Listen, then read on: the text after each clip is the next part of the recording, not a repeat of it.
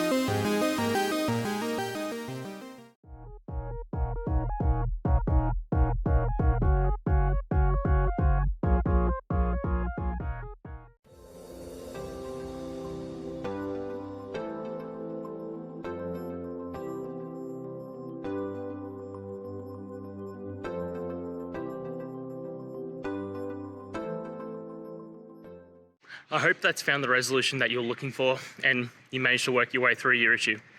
Please, if it did help, hit subscribe. I'd really appreciate it. And until the next technical time you need help, have a good one.